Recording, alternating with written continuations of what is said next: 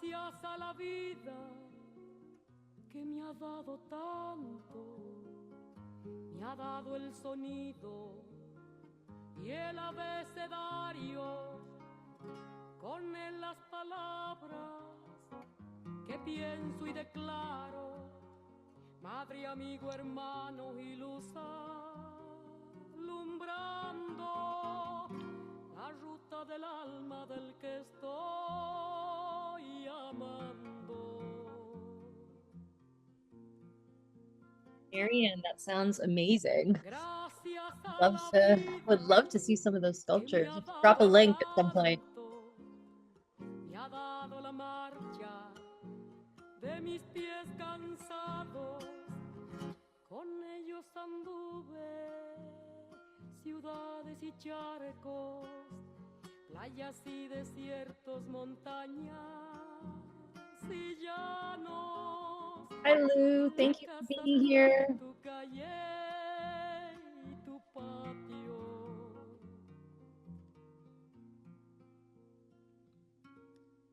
Gracias a la vida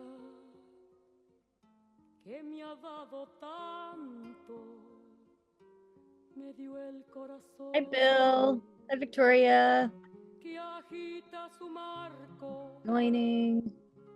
Cuando miro el fruto. We'll take a few minutes just letting people join. So if you want to get water or tea, this would be a great time.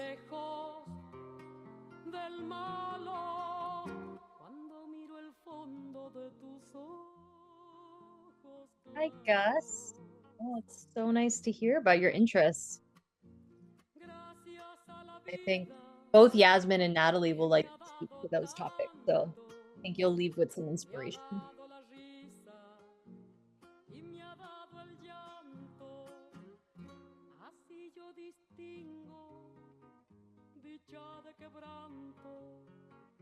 Los dos materiales que forman mi canto y el canto de ustedes que es el mismo canto y el canto de todos que es mi propio canto.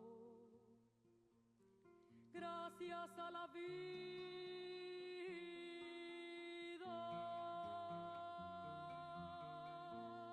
If you're just joining, welcome, welcome. We're just giving us 2 minutes for folks to roll in. And if you feel called to share where you're coming in from, what your relationship to mushrooms are, we'd love to hear it. Hi, Paul. Ooh, the wood wide web. God, I love that term.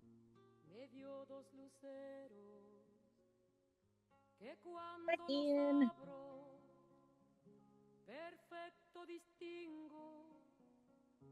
Hi, Judith.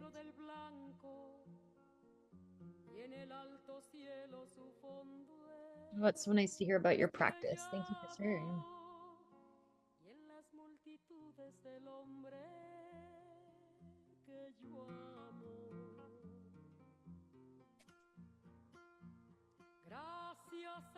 All right. Looks like we have a good group here.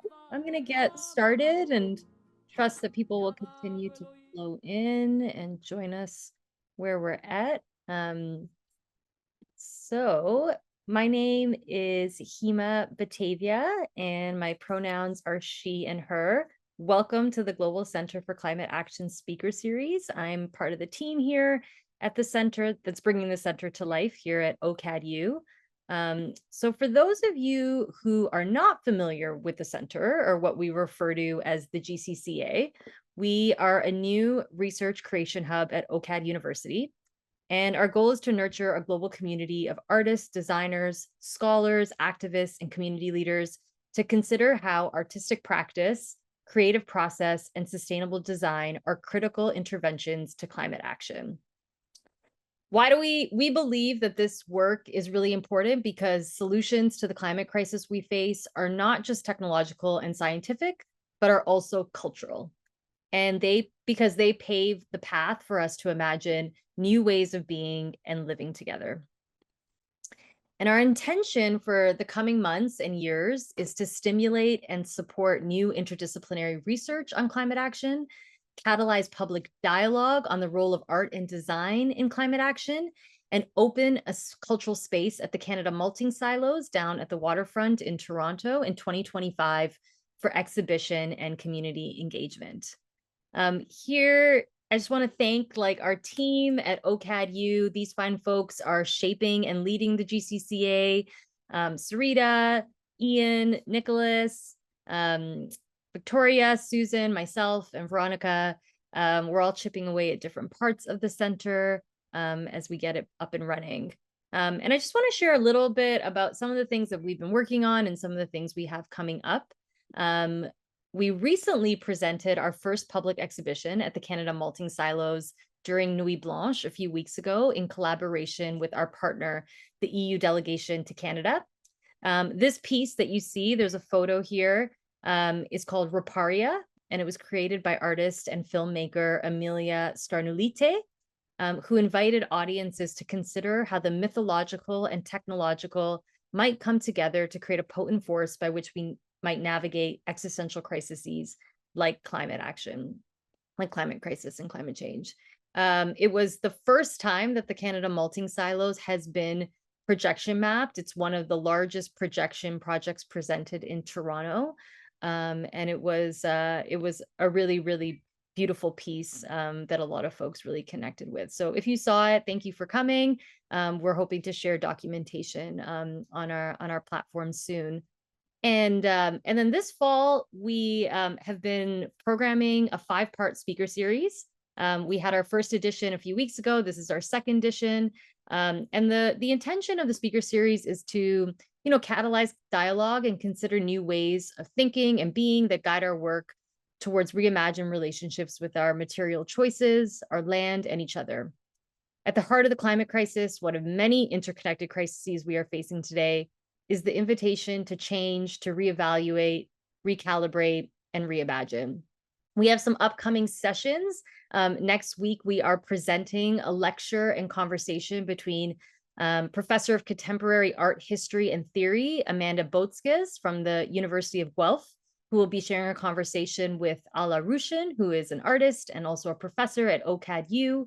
They will be sharing research and perspectives on ecological aesthetics and realism. They both have fascinating research, and they're really interrogating the narratives around the climate crisis and how art can actually support us in discerning reality, which feels really important in this moment when our narratives are being so manipulated. And one of the challenges that we experience with climate crisis is believing it and also not believing it. Because of so much noise and so much conflicting dialogue. And so Amanda will be sharing her research and then share a conversation with Ala, and this will happen in person at OCAD. So I'd love for you to come. Please sign up if it. I think it'll be really, really fascinating if you are available. All right, so without further ado, I am thrilled to present our second edition of our speaker series. This talk today, while virtual, is still connected to the land, and it takes place on the ancestral territories of the Mississaugas of the Credit, the Haudenosaunee, the Anishinaabe, and the Huron-Wendat, who are the original owners and custodians of this land. And the GCCA is personally committed to advocating for Indigenous-led climate action and justice that includes sovereignty, self-determination, and the forefronting of Indigenous knowledge systems. So before I introduce our wonderful speakers today, I just want to share that after I introduce them, we're going to watch a short video that introduces you to Yasmine's prolific book, Let's Become Fungal. I was going to say Let's Get Fungal, and I was like, that's not right. Let's Become Fungal, Mycelium Teachings and the Arts. So that'll be about 8 to 10 minutes of a short film, and then Natalie and Yasmine will share a conversation together, and then we will open it up for Q&A. And at the end, in the last 15 to 20 minutes, I also will invite everybody, whoever's interested, to join a breakout room and share their reflections in smaller groups. So I actually came across Yasmine's book about a year ago, and I was so moved by it as it related to my own artistic practice. I felt very inspired to reach out to her and invite her to be part of our speaker series back in May. And then when I was thinking about, who would be a great person to share a conversation with, Natalie's practice, there's so much overlap between her and Yasmine. And then as it turns out, the class that Natalie is teaching this semester actually voted to read Yasmine's book as part of the course curriculum this semester. So the conversation feels very serendipitous. As I'm sure most of you know, Yasmine is a writer, curator, and researcher on art and ecology, and is a steward of many organizations and initiatives, including the Green Art Lab Alliance, a network comprising of 60 art organizations across Europe, Latin America, the Caribbean, and Asia. And the mission of the Alliance is to foster relationships that contribute to social and environmental justice, akin to the interconnected nature of the mycelium. She founded and directed the Nature Research Department at the Jane Van Eck Academy in the Netherlands, and the Van Eck Food Lab, and the Future Materials Bank, which is a crowdsourced database of sustainable materials for artists, designers, and architects. Her debut book, Let's Become Fungal: Mycelium Teachings in the Arts, shares 12 teachings of the world of fungi. It was published by Valles and is being translated into various languages, and was selected as one of the best Dutch book designs of 2023, and nominated for the best book design globally in 2023. It's an absolutely stunning book with many illustrations, which maybe she'll show throughout the talk. And then Natalie Majaba Waldberger is an interdisciplinary artist and faculty member at OCAD University, where she teaches the life studies specialization, blending art, science, and humanities. Her practice explores anti-colonial research, sustainability, and social justice through participatory art and institutional critique.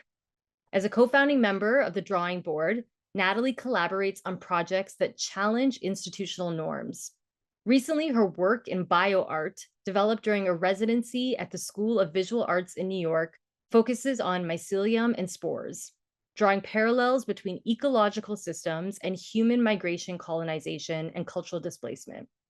Her figurative paintings and text-based series examine themes of identity, doubling, and hidden diagnoses, using innovative techniques that blur the boundaries between clinical and personal narratives.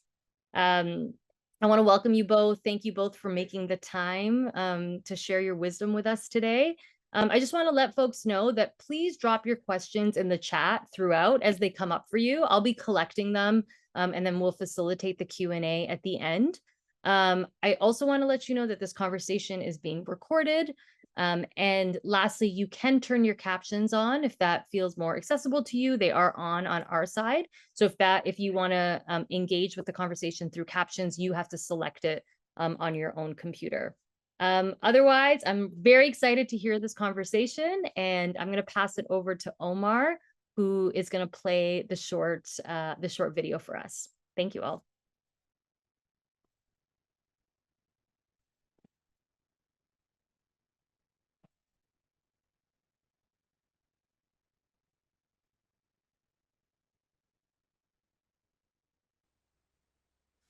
Si los hongos se comunican con nosotros y nosotros no somos capaces de poder entender lo que ellos nos enuncian, no es porque los hongos no se puedan comunicar, sino que habla de nuestra incapacidad de poder comunicarnos con ellos.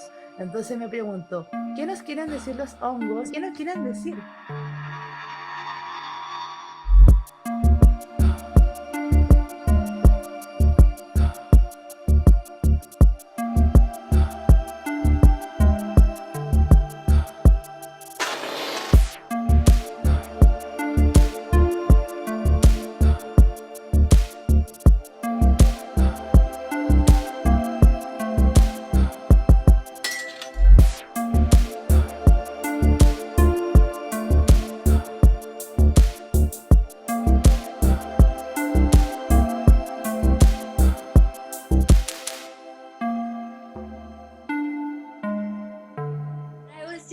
about this idea of the magic of like finding a mushroom. It's so brief that you can't miss it. And I remember seeing a veiled lady mushroom. Do you know that one that has la que tiene la reta al costado? And I just went crazy because it was right there. So this idea of intersection of time and space, that you are right there,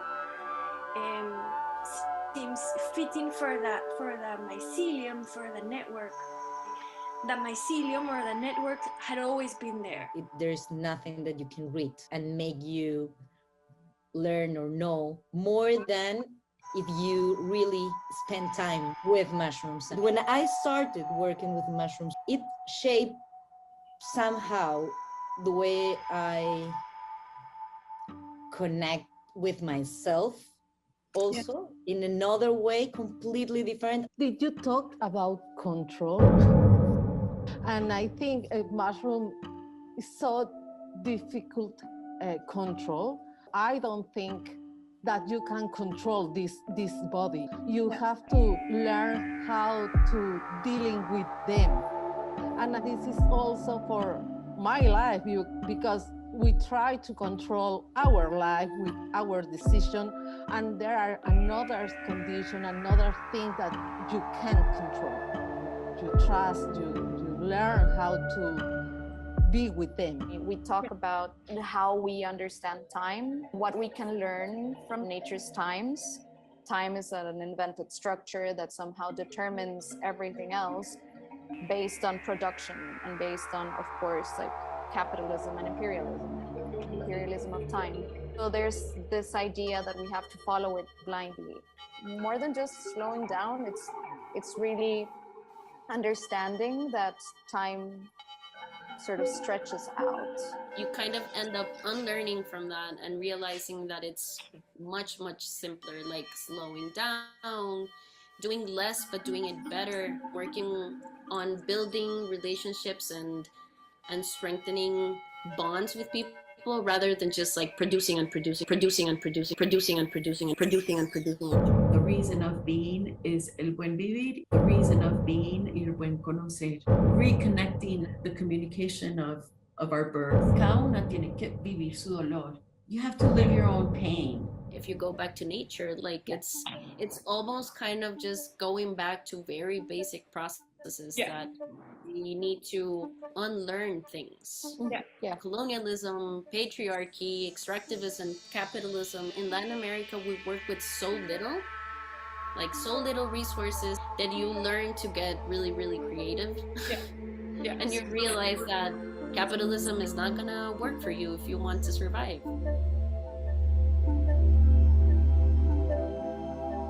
I love talking about like spore dispersion strategies. The spores can be everywhere. People are also good dispersers. People love to see that.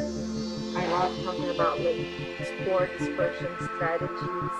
We have this one fungus that only lives in Tierra del Fuego and in Tasmania. It's ancient connection, Gondwana land. One of the ways in which they are called in Tierra del Fuego is pan del indio. It's one of those ancestral vestiges of that connection. We're all connected. It would be very sad for the overall, lucha, for the movements to not understand that we're all connected. ¿Cómo se siente el sol en tu piel? What is memory? What is an archive? What is preservation in a place where things don't last? DNA kind of remains forever, and this concept of natural heritage and the prohibition of natural heritage can also, and the not giving access to nature can also it's also problematic in a way. A natural heritage that is so important for the cultural identity. That it's not, just like brown or white. It is, and it's not only, like adoring Pachamama or adoring Jesus. It's like really much more, like mixed and complex, and it is not at the same time. So the continuation of knowledge had to be able to adapt in order to survive. Fungi is that. It's like this dualistic way of looking. Los hongos están como un poco entre medio, siento, y vienen como a destruir esta noción tan armada de vida-muerte. They show us another way of relating. The ways in which we study organisms is very much related to how we value them socially and commercially. Yeah. The fact that rust fungi are pathogens on a variety of plants and very valuable plants. They are studied by people who are funded, by scientists who receive funding from agricultural industry. And there's so many other really cool groups of fungi that are not well studied because they simply don't have, they're not, kind of ironically made into an enemy. And it's like their enemy status that has brought funding upon them so that they can be eradicated. The Museo del Hongo was born in Chile that was to bring justice to the fungi, justicia para los hongos. And in that search for justice for the fungi came all this reclaiming of connotations, creation of words, asking for language to be used in the correct way. So that's really sort of the genesis. It's like a movement that reclaims justice for the fungi. Well, there's no regeneration if there isn't any degeneration. Fungi do that. We've got to let things rot.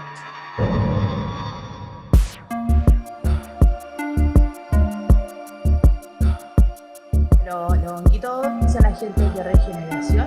Desde ahí viene nuestro pasado, nuestro presente y el futuro. Los hongos tienen muchos poderes y pueden transformarlo todo.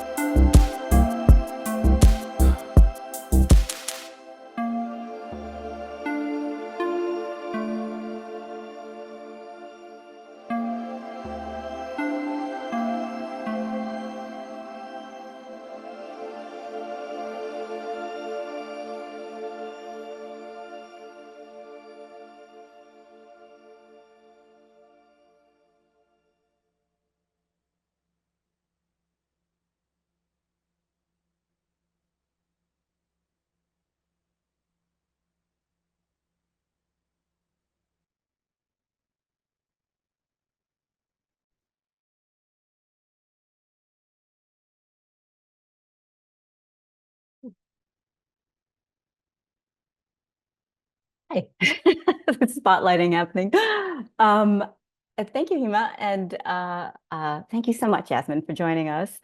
I had thought maybe you would show some of your book, but I had forgotten that the video has your book in it. So I think we can just continue.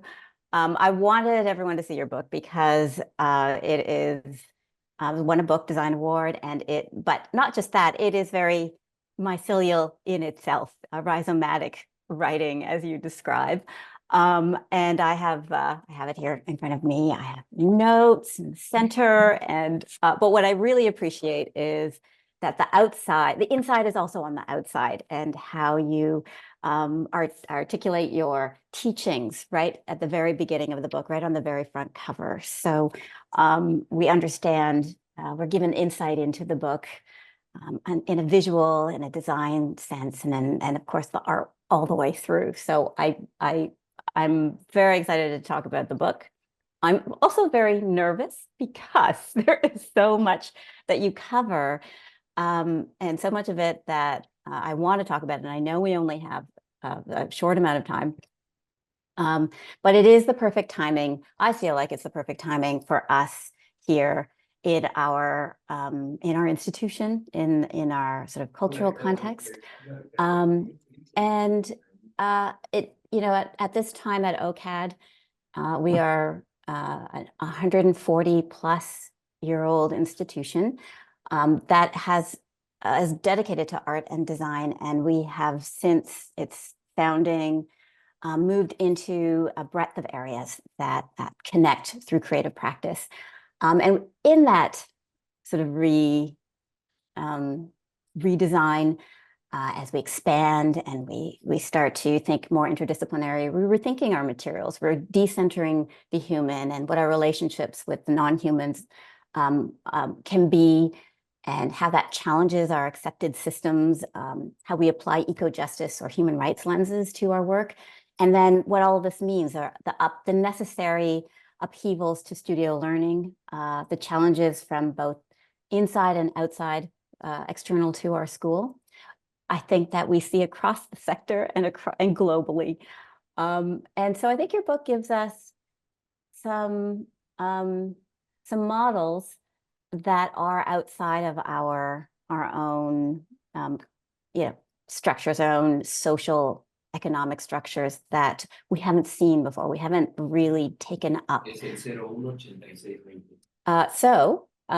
I also want to say that I thoroughly appreciate being in the Faculty of Art. I thoroughly appreciate your foregrounding art in all of this. We are art and design, but art has a more, I've always wanted, wanted to find ways to express how culture and the practice of art making is distinct from design in many ways. It's a catalyst for cultural change, but also how the role of an artist is very much like a mycelial force. Artists bear witness and remember and embody and connect and create and then repeat, bring in lived experience, creating intergenerational interconnectedness, and speculate on futures. And all of this comes through in the book. It unfolds so beautifully in the book with its wide-ranging disciplines. Even, you speak to transdisciplinarity, a challenging term, and it really comes together as we read. So I think of your book as, part inspiration for the weary, food for the eyes, a handbook on the possible, speculative proposal on how massive systemic change might look while honoring the powerful but unseen work of the network and mycelial modeling in that sense. So for those of you who've not read the book, I'm going to say I made a bunch of notes that are not in my questions, but I'm going to say words and hope that that resonates with everyone here. And some of these words will resonate in different ways. For me, some of the subjects or topics, conversations that intertwine throughout the book is rethinking the archival, degrowth, the importance of degrowth, the power of imagination, and thinking about sustainable futures. It matters how we tell narratives and what those narratives are, and storytelling methodologies really play. The whole book is storytelling. The decolonial unlearning that we're doing. Cultural biodiversity was such a great term. And the mycelial writing style, which I just mentioned, how rhizomatic your thinking was, unlearning colonialism, and myceliated education. I just love that as an educational institute. I had to say that phrase. So I'm going to start with some questions.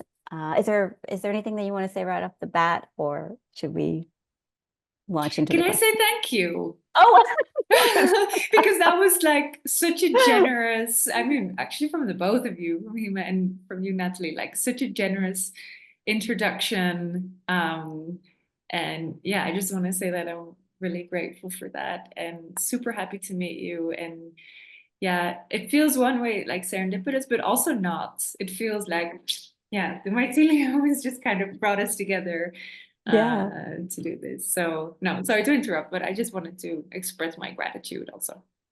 Oh, thank you. Wonderful. And excitement. Yes, me too. I'm very excited. And I think I'm also very inspired by your own biographical story.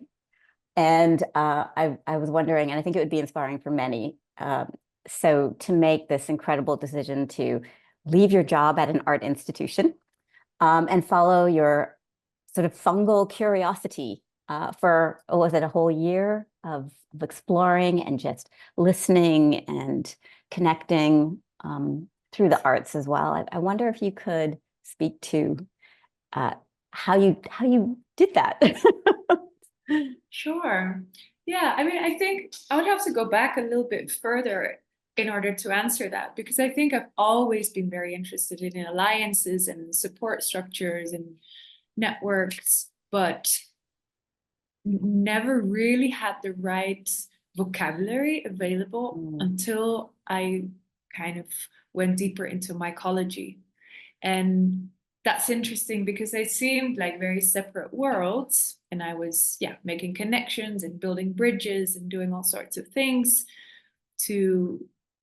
for people to be able to collaborate with each other, not only cross-disciplinary, but also like from different countries, cultural contexts, etc. But I was never really sure what I was doing because it was quite intuitive and I could never really explain what it was because it's not like an actual profession. No, you cannot say like I'm a bridge builder and that's what I do.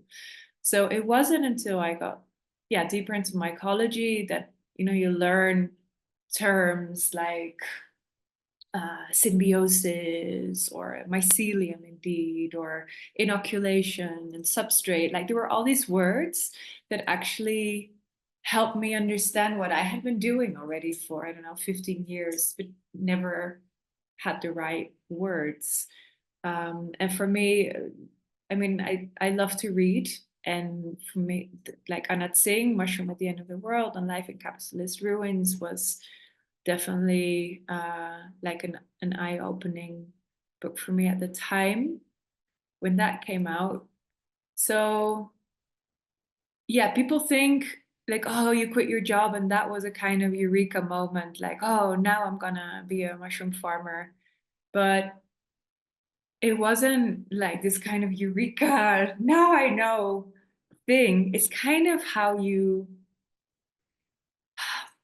slowly, I'm going very personal immediately, but slowly kind of lose your maybe willingness to compromise on your values. Like the further you, like the more you read about, capitalism or extractivism and modernity and, all these systems that we're in. And the more you read about it and start understanding like what you don't agree with, that actually is more the part that gave me courage, if you like, to make a step like that. Another book, I have it right in front of me, that's why I'm thinking also about it, that inspired me a lot through that, is this book called Hospicing Modernity. I don't know if any of you heard of that, but that was also very helpful for me as a kind of guidance in understanding like it's not you who's crazy, no, but actually these systems are not serving us, and we are only prioritizing profits. And the way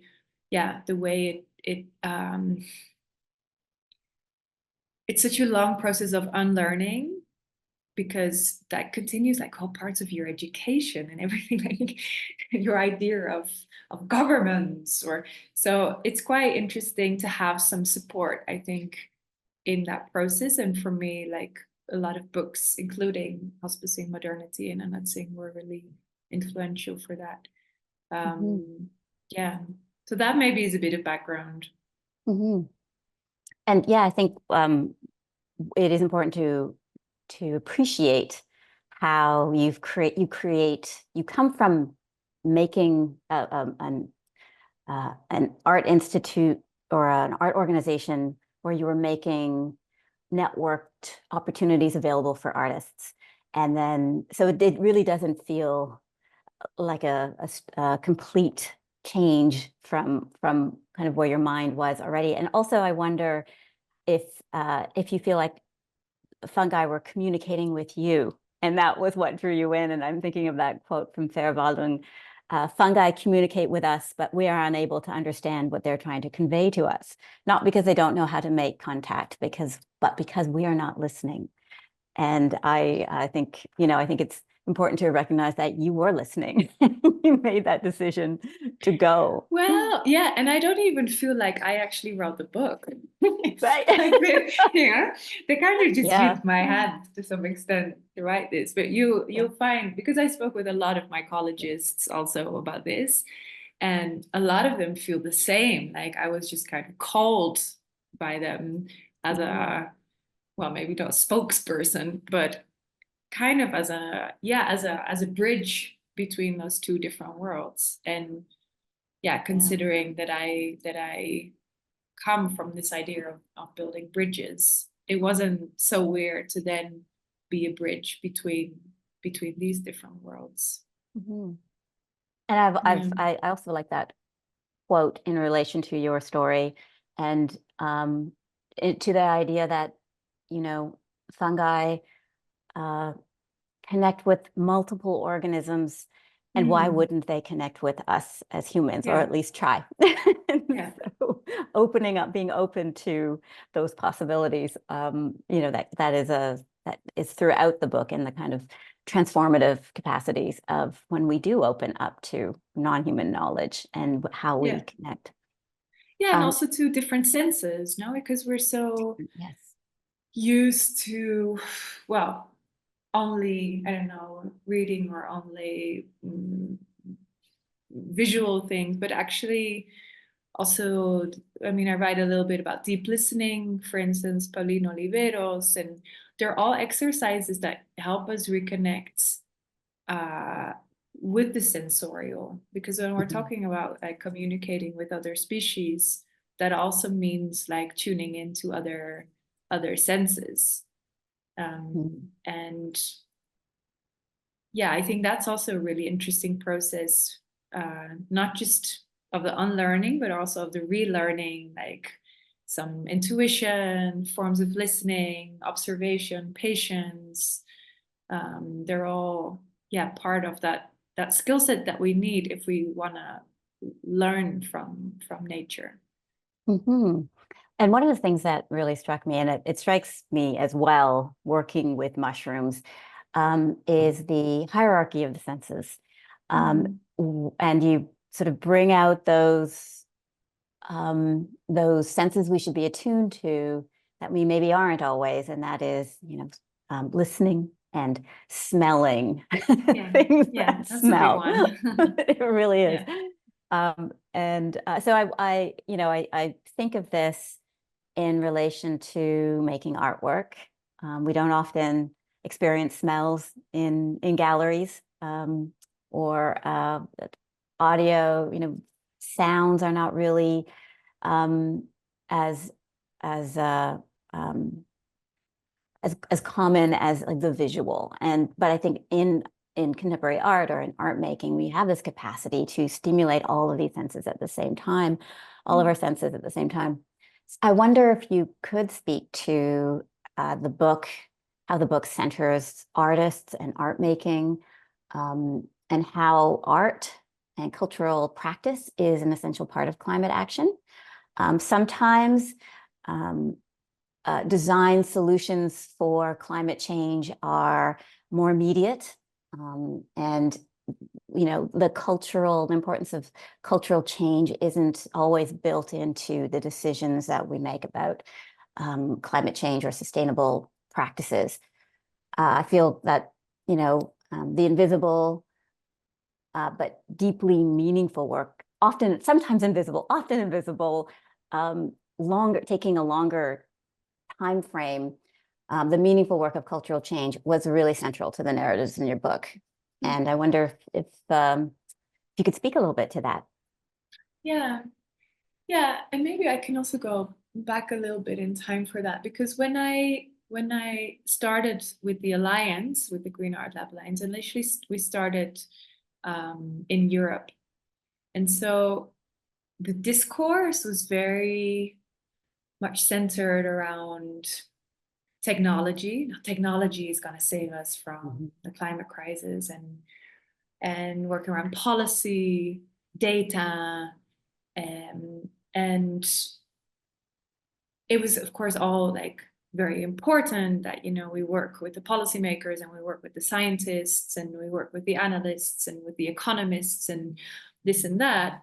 But I also felt like a very important part was kind of lacking, like a more holistic understanding maybe also of the climate collapse and why people relate or don't relate.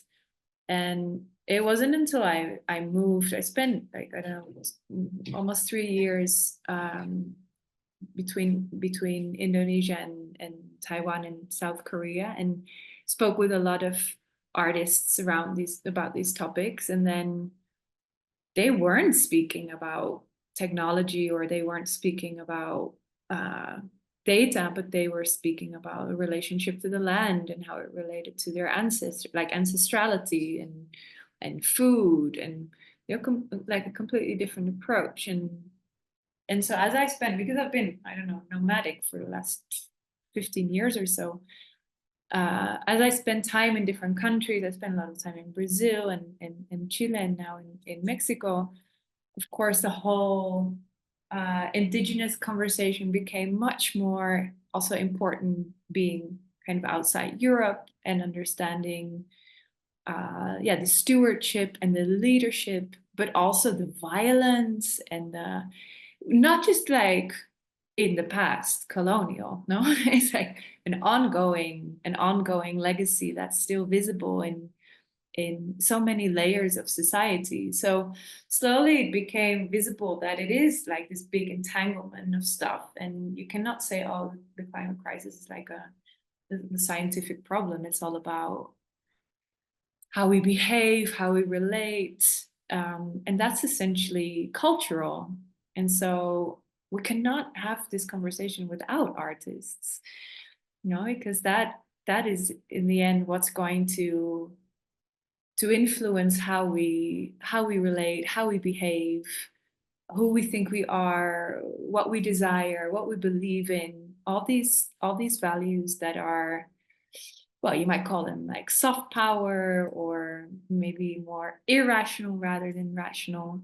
But that's how we make decisions. And again, that's also very interesting in this book, Hospicing Modernity, where you really understand that we have learned to prioritize this kind of academic, scientific type of knowledge, but that's just one layer of all the knowledges, you know, the plural knowledge in the plural sense that are out there, including indigenous knowledge, ancestral knowledge, and we cannot like put one above the other, because that's part of the problem.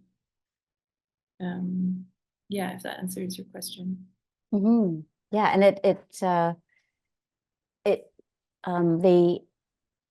the stories from Indigenous artists, the sort of intergenerational narratives, it reminds me that a lot of sustainability work just replicates colonial relations. And I wonder if you could speak to, you know, how leaving Europe and being put into different frameworks, both sort of culturally and in terms of other organisms, thinking through the non-human, if you could speak to that experience a little bit. Yeah, I mean, again, it's kind of personal, because it comes also with your personal process of dealing with some kind of guilt and shame, you know, because I come from the Netherlands. I was born in Amsterdam, which is like basically the VOC, the sailing ships of trade, is like the first multinational, more or less, which comes, you know, with this great legacy of violence and stealing, and you know. But I grew up with that time being the golden age. So it's even like in the words that we use. So I had to unlearn the idea that the golden age, you know, was something beautiful that made my country prosperous, to wow, this is really shame that I have to also kind of come to terms with and carry and relate to, because yeah, that's then how you move in the world still. So I think that is like the personal part, and yeah, what you're saying, what we call kind of eco-colonialism, is something that you still see all the time. In the video, there was a little fragment from a conversation that I had with curator Maya Errázuriz from Fundación Mar Adentro, which is a foundation in Chile, where they are like the stewards of a forest. And so basically they come from the world of conservation, and they are now really opening up this idea of conversation, saying, oh, but we're not going to put a fence around this forest, but we're going to invite artists into the forest, and we have a residency and this and that. But if you look at more traditional forms of conservation, where it's like, oh, we're going to turn this into a natural park, or this is going to be some kind of conservation project, it also comes with displacement of people. And that's why I think the social and environmental are both sides of the same coin. You cannot talk about like saving a forest or saving an animal even, without looking at the bigger context and entanglements of that. Just like you cannot say, oh, I want to save the panda bears, but that also means that you have to look at habitat. Like, it goes back to the whole kind of ecosystem. They're not isolated things. And that makes it also more complex, because that means that you cannot do some form of single issue environmentalism, where you say, oh, we're going to focus on that. No, it just means that you're going to have to do it all. And that's really overwhelming for people. And yeah, but I don't know, I feel like we shouldn't be scared of the complexity in that sense. I feel like we often feel intimidated by that complexity, and then for that reason just focus on one thing. And here is where the metaphor of mycelium is so helpful, because it is about these entanglements. No, it's saying, okay, you have this image of mycelium, or you have this model that helps you understand that things are entangled, and what you do in one place is going to have an impact somewhere else. And it is a complex thing, but that's also the beauty of it. Yeah, I mean, I want to pick up on a few things that you just said. This role of stewardship and how to rethink conservation. I was scrambling through my book, but I have it now. The different approaches to conservation. There's a quote here: making worlds is not limited to humans. We know that beavers reshape streams as they make dams, canals, and lodges. In fact, all organisms make ecological living places, altering earth, air, and water. And so I think that's it's under the what are fungi teaching us about multi-species models of collaboration. Yeah. And I think that's such an important role that we as humans have in world making, responsible world making, stewardship, and interconnected with, when we understand an interconnectivity with our environments. And we can really critique how conservation practices, how we repeat colonial ideals in our conservation practices, and how we can understand that as world making and worlding with, as it were. I don't have a question about that, but just your sort of comments reminded me that is something that we there's something that we try to find models for, and we can look to other species to understand how our role in climate change action and how we might rethink that. But that leads me to a question that I had. Hima touched on it briefly. We, in our life studies class, we have a course right now called World Making and Speculative Bodies. So one course is world making and one is speculative bodies, and there are two different life studies levels. And life studies is a specialization that sits in the Faculty of Art in Integrated Media, and it's an art science. I don't have a very good elevator pitch for this, but art science, the humanities, sustainability, and land-based practices in a studio setting. And we are trying to think transdisciplinarily, trying to open up those conversations with our students while, as we all are, being impacted by or feelings of eco-anxiety, and a lot of our students are overwhelmed. A lot of us we are overwhelmed. Yeah. And so coming together, what really struck me about your book is that in our one-room schoolhouse model, all the students from the levels of life studies are together, and we do a lot of collaborative work. We figure out what collaboration is. We work through it, and there's some really great strategies for collaboration in your book. And we've taken the book this semester. Students have self-selected different chapters of the book to be part of the group. And I wonder if you could share with us some of the things that you learned about how to collaborate. It is very challenging. You have seen collaborations with artists and scientists, and how does that? What are some of the things that you took away from your experiences?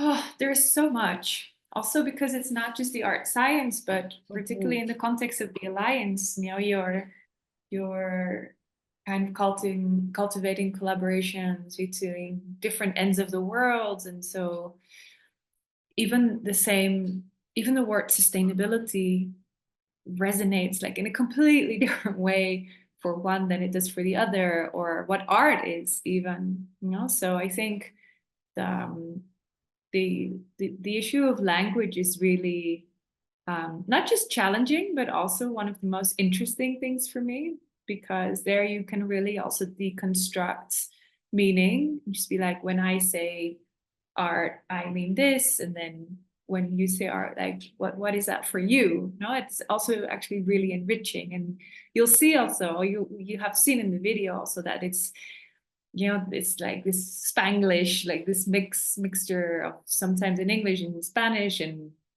other languages, and it's actually really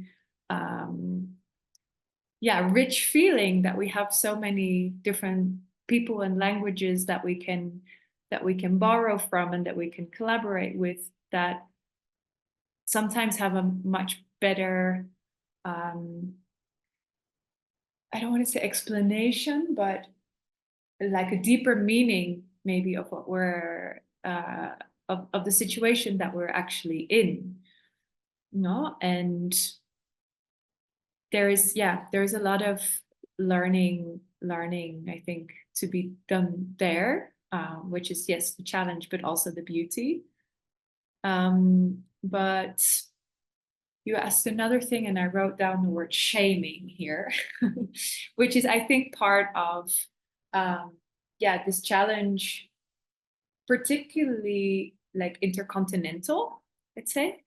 So, and actually also linking back to this idea of eco-colonialism is where a lot of the discomfort also comes from the idea that we are even in a competition of who is the most sustainable. No, and for me this is crazy, where people who are all supposedly like-minded and in similar worlds, they are even still kind of shaming each other, saying, oh, but you're you're still flying, or you're still eating meat, or you're not using natural materials. And if you look at this on an intercontinental scale, that also means that you're reproducing like, yeah, colonial mindset, where you're saying, oh, but you cannot do this, you cannot do that, because that's bad. And we know that, you know, do you know what I mean? Where it's like, it becomes very problematic if it just becomes a competition of who is the better activist or who is the most sustainable. Because again, you fall into that same trap of competition over collaboration, even when we're talking about something that we, you know, that we want to collaborate on. And so what I find like a really helpful way to think about it is just as a spectrum, you know, and we're all at a different point in our journey on the spectrum of how many books you read, how woke you are, how much you recycle, yeah, all of these steps that you can make in your life. And it's not about who is better or who knows more, but it's just about being able to move on your spectrum wherever you are, and to be able to learn from all the other people on the spectrum who might also have very different challenges. And to bring these two topics together, like the language and the shaming, is actually, it's very interesting that with the Alliance, so 60 organizations, Asia, Latin America, Europe, Caribbean, we every year we write or we update our manifesto. So it's like a collaboratively written document where we express like what we want to commit to, and also how we are moving on the spectrum. No, so what are the things that we're not going to accept anymore? Thinking about, you know, if you're still accepting funding from the fossil fuel industries, for instance, or if you are looking at greening your digital footprint.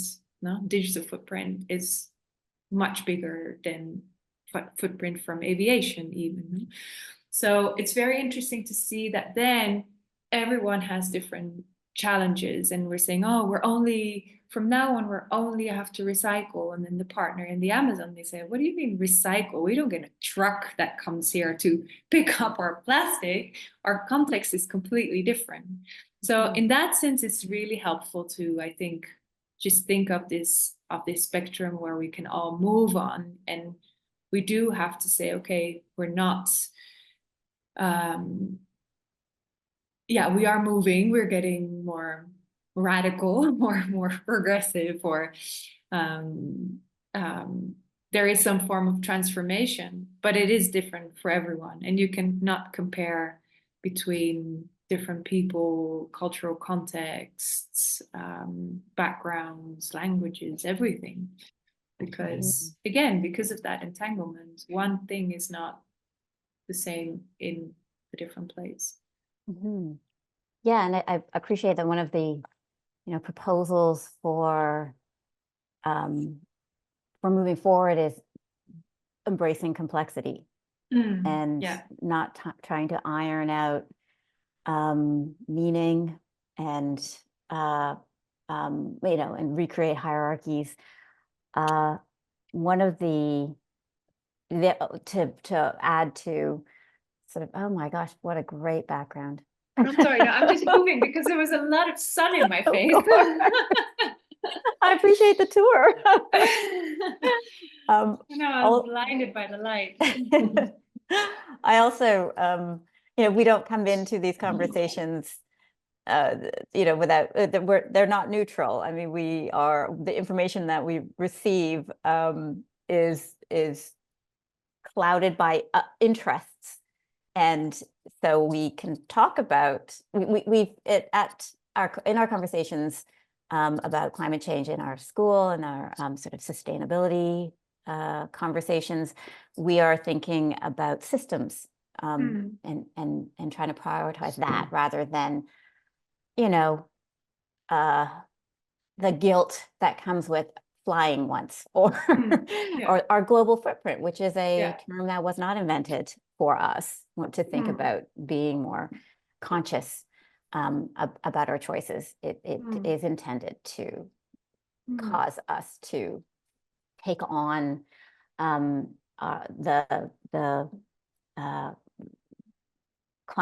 the climate change responsibility personally, as opposed to understanding it.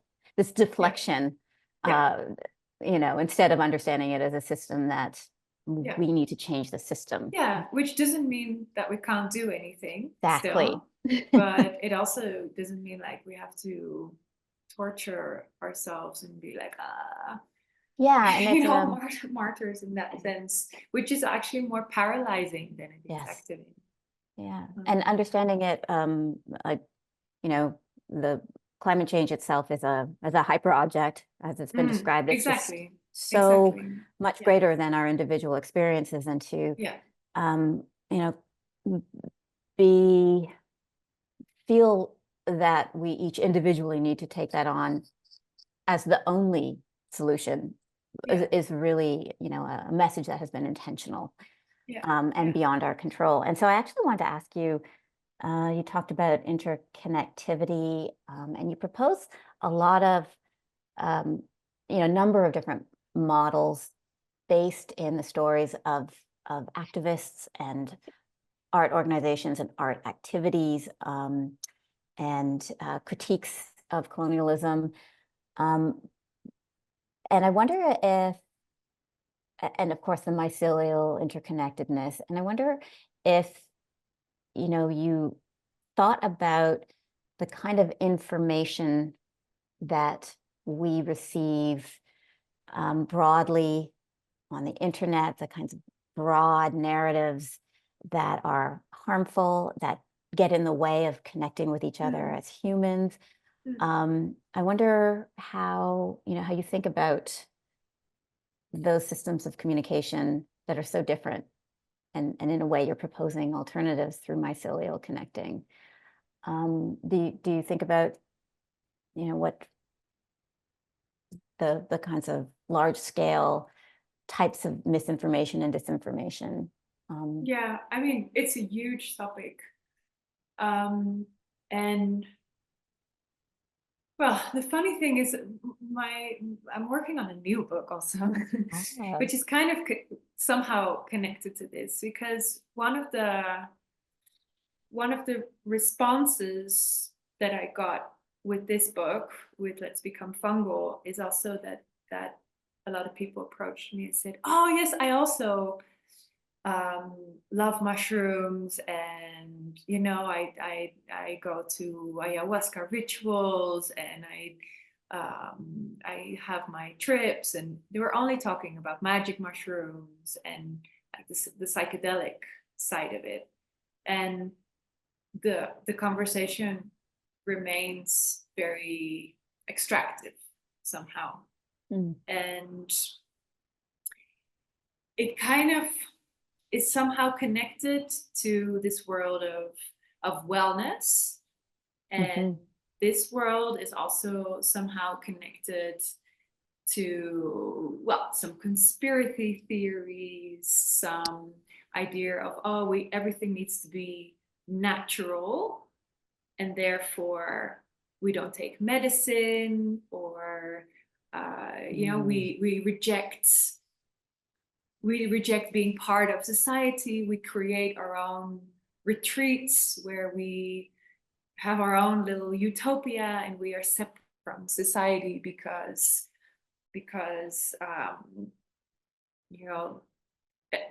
everything is a lie, and our presidents are actors. And so somehow these worlds are kind of related, I find. And also this world of like misinformation and disinformation, conspiracy theory, big stories that people feel attracted to because the other stories are so complex. There are more simple stories of what an alternative way is, or why things are like they are, or how how you can be a climate denier, no? Because you can say, well, this was all made up because this and this and this. So again, this is a very interesting entanglement between psychedelics, medicine, wellness, conspiracy theory,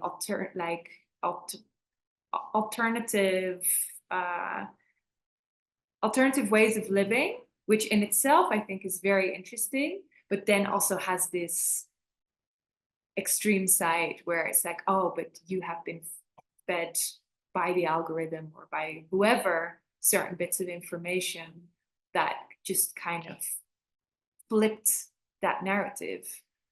So I'm not sure if you were really kind of directing it this way with your question, but this is definitely something that I find super interesting in how, yeah, we keep people in the conversation without saying, oh, we're going to create our retreats and our alternative realities outside of society, because I don't think that is the answer or that's a solution.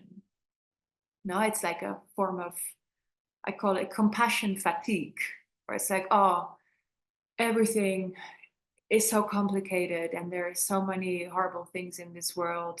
I can't handle it. And that's why I'm like retracting.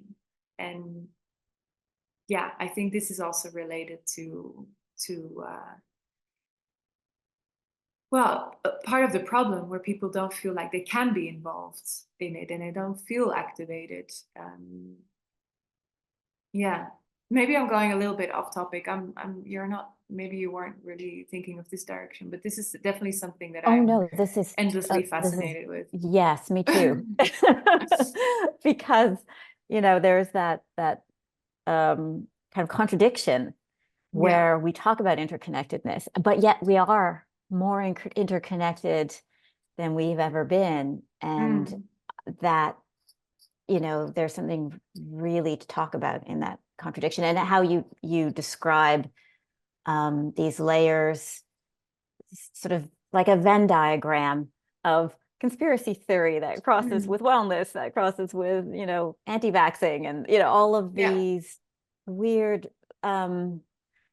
interactions. But I think maybe, can you speculate on what is really behind all of that? Are we seeking out those truths, and it's so easy to spin off into a conspiracy? Anyway, yes, we are getting away a little bit from the book, but it really does come together. Almost, it struck me as I read the book that there were real strategies. There were the ideas of transformative practices, and learning or creating new knowledge with non-human, human and non, between human and non-human, and really generative, really about relating, and really critical conversations too. And when you're talking about hospicing modernity, we're talking about degrowth, democratizing violence, some very challenging to sort of Western structures, Western belief systems. Maybe we don't want to see things from where we are here. And yet we see so much in the way that our algorithms produce a kind of, and narrative. also just the reality that we are in with, genocides that you see on your phone. This is like, it's so, of course people are searching for meaning and searching for alternatives and searching for truths, because it's unprecedented in terms of complexity.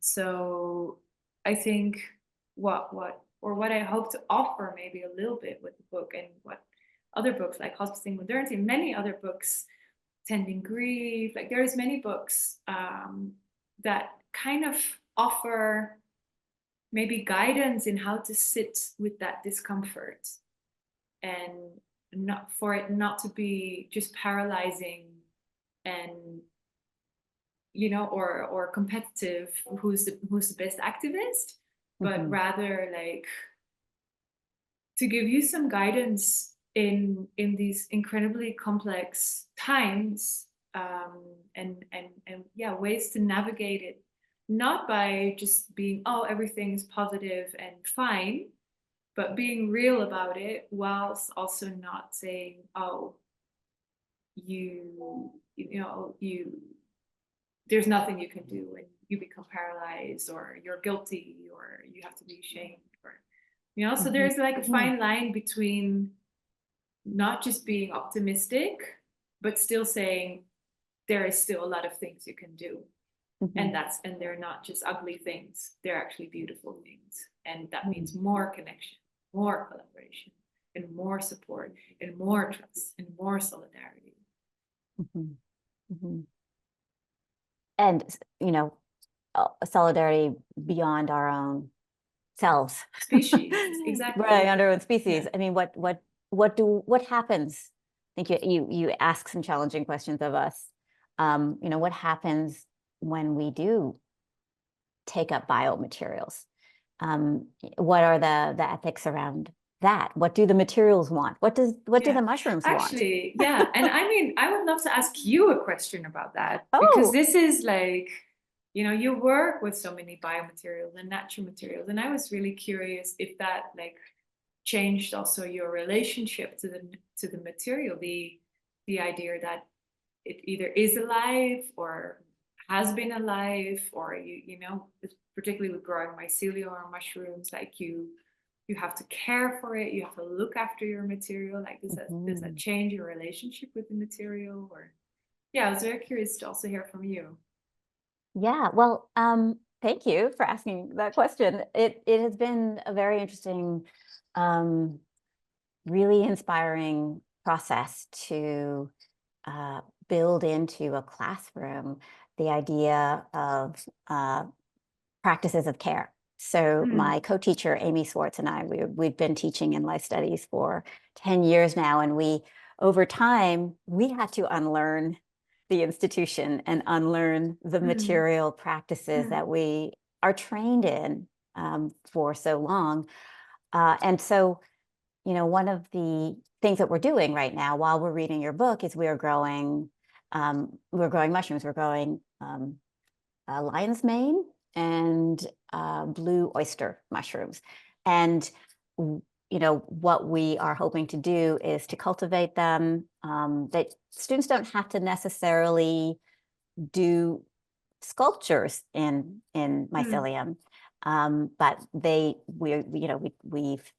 we talk about what the structure, what structures, how they grow, what shapes they take, what they could take, how that connects to their artwork.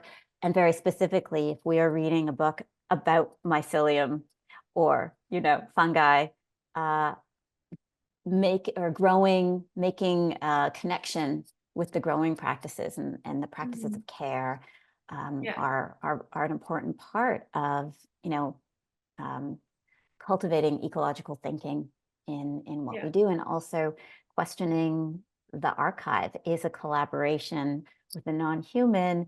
You know, how do we rethink this idea of an artwork having to live forever when the ephemerality is, you know, that moment, that presence, the artwork might biodegrade, and that moment that we experience it has a lifespan. And if we were to think about all work and all beings having this sort of cyclical lifespan, then maybe we might through art making, like rethink art making in that way. And so it's as you say, you know, you put the questions out there and you see what happens, and you forge relationships outside the human and see what comes out of it. One of the research groups that I've been in with Julia Rose Sutherland and Laura Riva, who are faculty here, is a Sustainable Futures Fellowship. And our research was about looking at pedagogical models for understanding sustainability, and my part of it was biomaterials, thinking about biomaterials, but understanding them. Like, how do we be a part of the material? You know, how do we understand our relationship with materials differently? Yeah. Yeah, and I think a very interesting part of that also is, again, the notion of time that you spend with your material. Because if you buy just tube of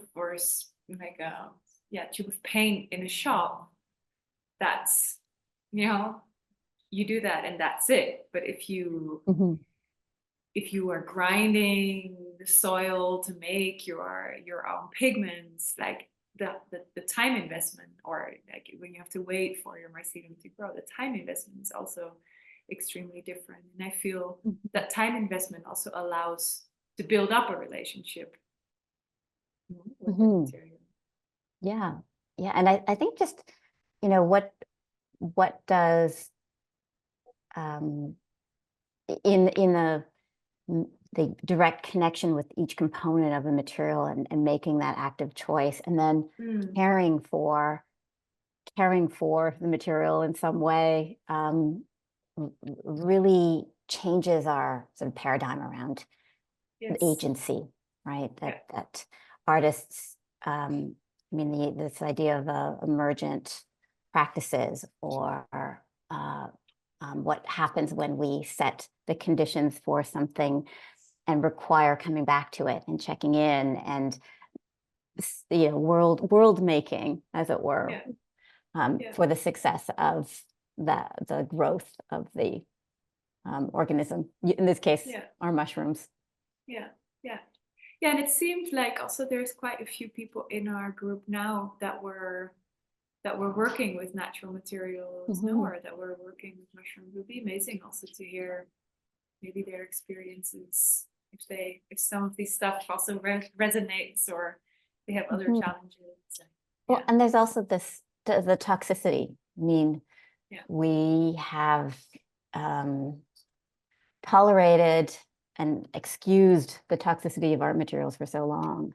And it's so unnecessary, and it's toxic to us, it's toxic to the world. And it, being in a conversation about being with materials, it seems so absurd that we ever did anything else. And Well, at the same time, like a friend of mine, she teaches architecture, and she wanted to introduce like mycelium as a material to work with her students, and she couldn't like pass. This is already, I don't know, a couple of years ago, but she couldn't pass it as a material that was allowed, because the university was scared of spores and microbes, and they said no, this is dangerous, while as some of these very toxic materials that they have was not considered dangerous. So it shows also the role of the institutions here in the change needed. I see that we're going to transition to Q&A. Nice. And I didn't get to my question about implementing fungal ways in your art organization, which is one of your headings. And if I have a minute, if it's okay, please, Natalie, go ahead. I'd love to read some of my favorites. So, I talked about how there are really very practical bits of wisdom that you provide. And as the GCCA is figuring out its structure and models and its position in the institution, there's some of the proposals that you put forward. I just want to read a couple because they're amazing. Understand your organization to be part of different systems. So rather than being part of a monetary system, try to become part of value systems. Understand the actors in your mycelium as knowers. So how do we bring together different types of knowledge? Don't be afraid to move in the space between the formal and the informal. Decentralize when and what you can. What is another one? Review your ideas about currencies, and in that understanding creativity and improvisation skills as currency. Starting from within. It's not enough to just be exhibiting art on feminism or social justice. If in your organization there are still issues with the same things that you're trying to be critical about. So don't become the thing you're critiquing. Yes. And remain mindful that we have to constantly change form to remain useful. Working with food is another suggestion. Fail better. Fungi throw up questions, never answers. And embrace complexity. We talked about that one. Yeah. And then you end with do the metaphorical dishes. There's no job too dirty for you or not worthy of your labor. And these are really wonderful bits of wisdom that you come to through all of the conversations and narratives and challenges and questions. And in fact, it's important to note that every single chapter is a question. And so to sort of culminate in those pieces of advice, and those are just some of them. You really have to pick up the book. Yeah, well, and also, I mean, that's also why I wanted to show the video in the beginning, because it's really not just my voice. These are all stories from so many women that I've spoken with, and stories from the farm, and from other books and from artworks. So it's very also kind of polyphonic in that way, where it's not my story. Yes. And it's not this is like it's a coming together it's really collected wisdoms. It's a collaborative effort for sure. Yeah, that's a very big part of it. Amazing. Thank you so much. So Hima, did we want to put questions out there or break out into different groups? I think I want to give people the opportunity to ask questions. Nothing has surfaced in the chat yet, but if you also want to make a comment or just share what's resonating with you or what you're thinking about, feel free to put your hand up or put yourself off of mute or drop a question in the chat. If you're still thinking about it, I can ask a question while folks might be processing, and then we'll see if there is interest, or we could move to breakout groups or continue the conversation here. So I'll ask one question to kick us off. So I'm curious. So we talked about all the beautiful parts of the book, which really resonate, and it landed very deeply. And I think these are ideas that I feel like, at least for me, I'll be processing for the rest of my life and trying to think about how to embody. But I'm curious if you've had any pushback to the book, or people that have challenged the ideas, or have been triggered by them, or I love that question. Yeah, actually there is quite a bit of that, in all sorts of different ways.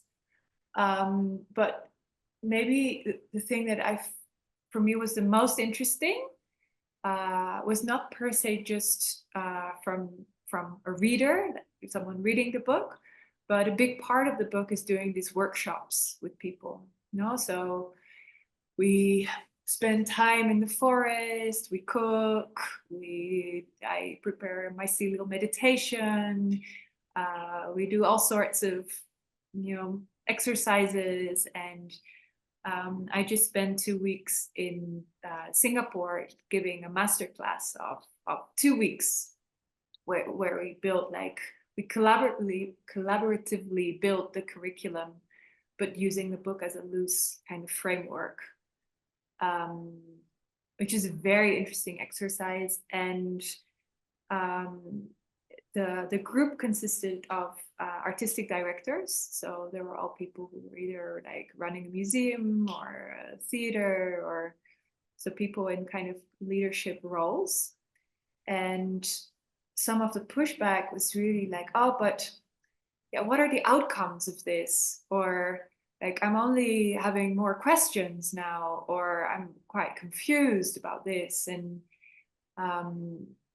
there was really a desire to have an outcome. And I really understand also where that comes from, because I love an outcome and I love a solution. But that is not something that's always directly available. And yeah, it comes maybe a year after and you're doing something and you're like, oh, actually, I'm going to decide on something else because I remember the multi-species approach, or I remember this and that. But to not have the directness of an answer or of a solution, I think is very hard for many people, and including myself. So I also like understood the pushback a lot in that sense. So I feel that's also the beauty, like how do we move together through that? And again, I'm just as much a participant in that as everyone else is. Yeah, totally. Like I totally hear you. Because I've read hospice, I've like engaged with hospicing, modernity, and the gesturing towards Yeah. gesture work. And, Yeah, and a yeah. lot of it is just being with, right? Yeah, Being yeah. with the discomfort of unlearning. Yeah. And it's an orientation. And that orientation feels like multi-generational work. Like we will orient and it'll have some kind of, mycelial ripple impact. Yeah, at some point. At some point. Who knows when? No, or what it's gonna look like. So it's also trusting the process, basically. Yeah, which is it's hard when you're like living up against systems that don't reward that. Yeah. I'm gonna open it up to Bill and just ask everyone to keep our questions concise to like 1 or 2 minutes so that we can continue the conversation.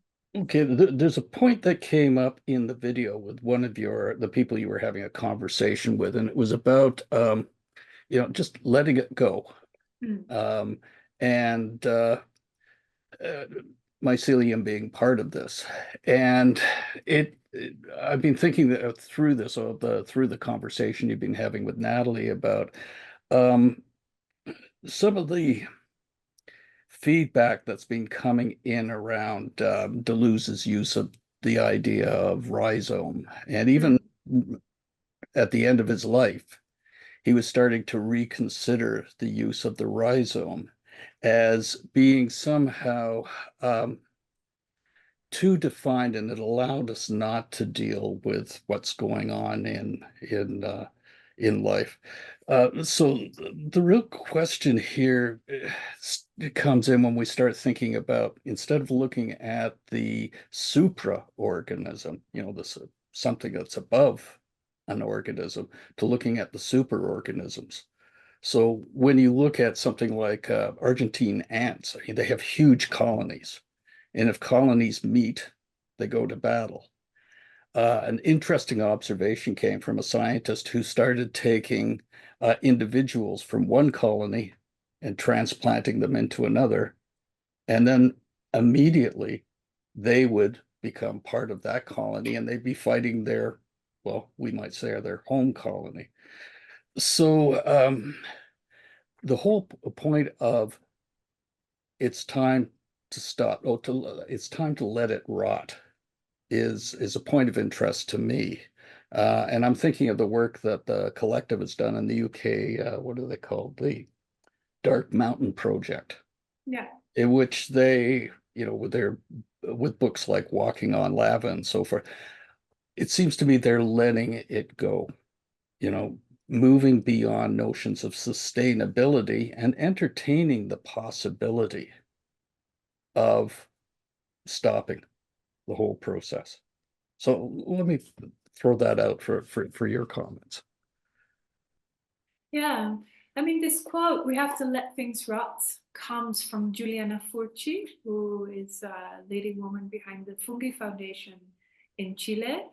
And there's also like an amazing little video. If you just Google let things rot, or I can paste it okay. also later in the, it's like a 10-minute video, but it's really profound. And actually, it's exactly about that. It's not about stopping. Letting things rot is about allowing transition, no? Because rot is actually what makes it possible for new life to grow. And like this thing, like you cannot regenerate before you degenerate, you know? So it's much more an idea of like cyclical thinking and not stopping. It's not about an end, but about understanding that what we see as an end, you know, the death essentially, or the cutting of a tree, or something, the like an organization, like stopping an organization, like taking it down, that's actually not the actual end. It's the beginning of a new life. And if we can kind of rethink that, it's also super helpful to come to terms with things transitioning and seemingly ending. Yeah, so I find it super helpful to, yeah. Yeah, I also find it's very helpful in terms of thinking through what should be sustained and what should be Exactly. dropped. And we don't So, need to keep everything. I right. mean, it's also a little bit like what Natalie was saying about the idea that artworks need to like exist forever. I mean, that just comes directly from the art market, because if you have a decaying artwork, well, it's not going to be a very good investment for a collector, no? If the artwork biodegrades. So there's a direct connection again to economy and like a different understanding of value, well as, yeah, materials, they transform and they degrade, and just like human bodies do. Yeah. Okay, thank you. Thank you. No, thank you for that question. I appreciate that. Thanks, Yasmine. So Marian has a question. I can read it out unless you want to come off mute, Marian. You can thumbs up or thumbs. Hi. Can you hear me? Yeah. Yep. I really appreciate that you mentioned that artists are play a role in social change. I totally believe that. That's what keeps me moving every day. I make artworks, I mentioned at the start, often including pieces of nature like mushrooms. So I'm trying to figure out more about, you know, what makes a natural aesthetic, and how that links to something called biomorphism. So architecture uses that term. I don't know if artists are using that term, but I'm wondering, like, does anybody work with this idea of trying to create artworks that stimulate the brain the same as nature would? You know, there's a positive surge of neurotransmitters when you walk through the forest. Can we do that with art? Is anybody thinking along that line? I think this is a question for the group, no? Like, would be nice. Or yeah, anyone, yeah. Maybe Yasmine or Natalie, if you have any, if you know of any, I've heard of anything in that space. I'm trying to think of anything concrete. I mean, I'm familiar with the idea, but I don't know any art, like I don't know any specific artist names that come up. But yeah, I think it's just really beautiful to see that there. Oh no, I thought I saw someone. To see that there are so many different entry points into this. No, so it's not just, oh, I'm gonna like swap my material and not use this anymore, but use something else. But that something else comes also with a whole different methodology, a whole different relationship, whole different meaning, language, and yeah, I'm super happy that you're sharing also that, because it shows also the multiple ways to engage with natural materials, and that it's not just replacing something. Yeah, and I agree. It's a little bit of looking at your artistic practice as a whole and designing it in a way that echoes what the message is that you're trying to communicate. So, you know, for me, part of my practice is photographing nature, and that's to really cause me to go back into nature, have a reason to be there. So encouraging that. And then I do think that there's a lot of positive effects on the brain. And so I'm trying to see if that will help me with my eco-anxiety. Yeah. But yes, no, I appreciate, I would like to say that I really appreciated the conversation and how broad it was. And it reminds me of how the discussion about mycelium can really touch on so many things, you know, government policy, colonialization, new ways of thinking and being. And I just think that's really wonderful and really echoes the nature of the subject matter. So thank you. Thank you. Judith has a question and shares that they definitely feel overwhelmed by the teachings of mycelia fungi in so many aspects of their life. And they work with fungal materials in their artwork, mostly in relation to metaphors for aging and otherness. And Judith is asking, do you know of any communities or artists that are exploring research in this space? Hi, I can't put my video on, but I can speak. I apologize for that. Oh, that's okay. Don't apologize. Do you Was there want to anything you expand wanted to on add, your Judith? question a little bit? Do you want anything? Sure. You know, so some examples of what I might do is I'll make ink from shaggy manes and shaggy manes deliquesce, right? So there's all these metaphors around birth and death happening at the same time. And for me, that relates, I'm a mature student. I just graduated from OCAD. I'm in my early 50s, and it really resonated with me at a time in my life where I was experiencing this very dynamic growth, but also experiencing this sort of ostracization by society, being an older woman and not reproducing anymore, and not, you know, having many years of life ahead of me to, let's say, be an artist, etc. So I do explore those metaphorically with like natural processes that I find in fungi. I also work with spore prints quite a bit. And in terms of aging, it's not one of the things that you mentioned. And I'm just curious, I'm sure there's a million more that you didn't get to mention. It's a lot. But if you just know anybody in the world who's like, I'm looking for people to connect with and explore this as a research topic. Artists or otherwise. Yeah. Maybe I can think about it a little bit longer and get back to that. I would appreciate that. Thank Yeah, you. because there is so many interesting things happening, and I think the beautiful thing that you touch upon, which also kind of connects a little bit to what we were talking about, is you know, kind of changing aesthetic with that, no? So that not everything needs to stay in the same shape or form as it always has been, or how we need it to look or want it to look. And that there is, working with these natural materials, like a clear understanding that the material is also going to age, it's going to change with more humidity, it's going to, you know, take different forms and shapes. And I think, yeah, there is a very beautiful relationship to make also there, looking, yeah, again, at our own bodies and aging, and also disability. No, there is I'm reading this other amazing book. Wait, I have it here. I'm going to show you. It's called Beasts of Burden. Animal and Disability Liberation by Sonora Taylor, she's called. And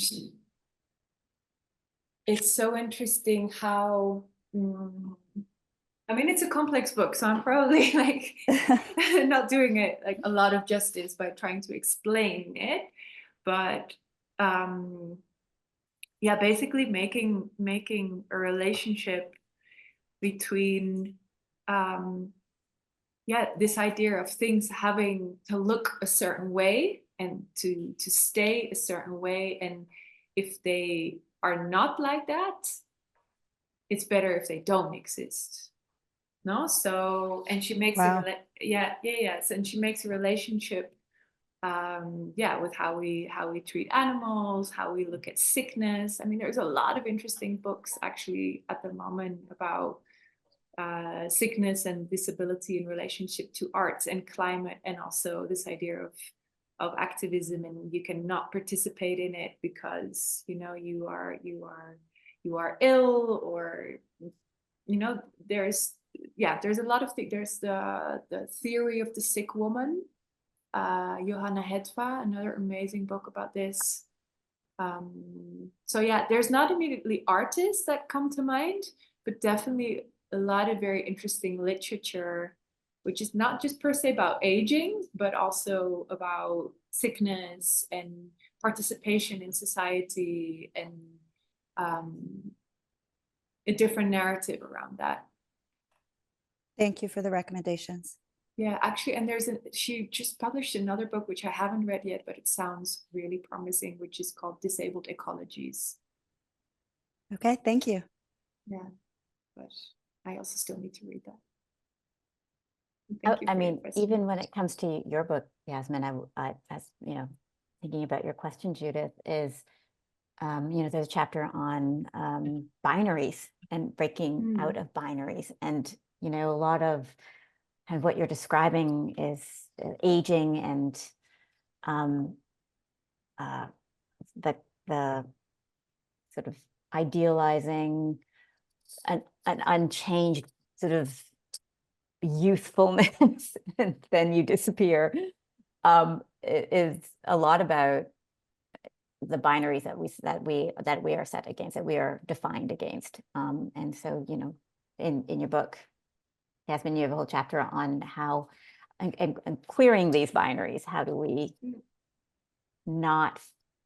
think outside of them? How we fluid a square, I think, is something that you described. Yeah, and escape categorization.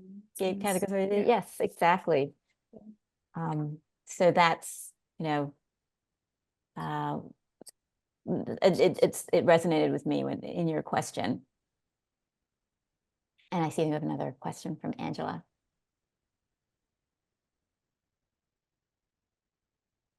Oh, there we go. Thank you, Yasmine. Thank you, Natalie. Natalie, for this really great talk. I know that we've heard from a lot of artists here at OCAD.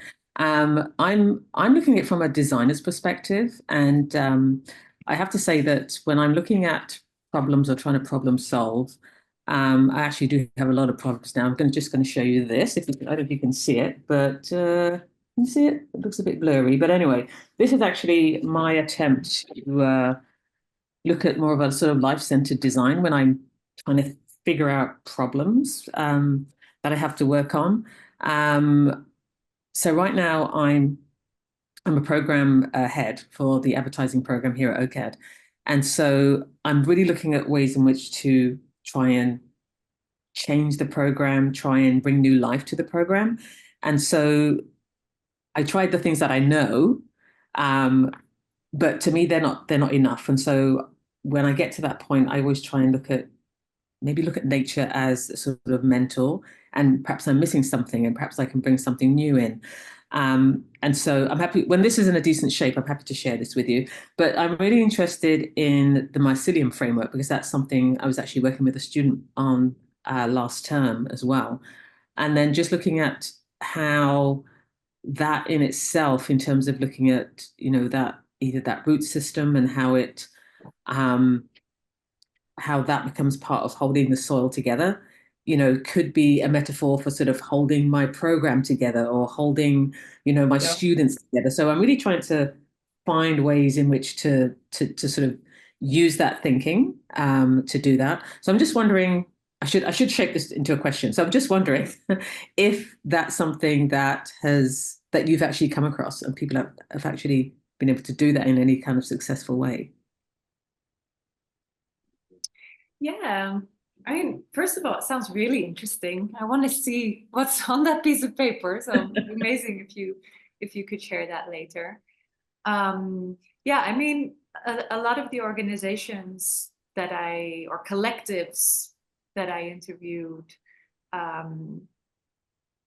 yeah, work in these kind of mycelial ways, no? So really understand it, not just as a metaphor, but really as a very quite concrete strategy or methodology. So, I mean, sometimes I give like lectures that are more connected to like biomimicry. So really looking at like all the that are a bit more technical, really looking at like the behaviors of mycelium, you know, looking at decentralization and the exchange of nutrients and of symbiosis and how mycelium is a collective memory of the organism, and like there's a lot more kind of to it when you dig deeper into the science.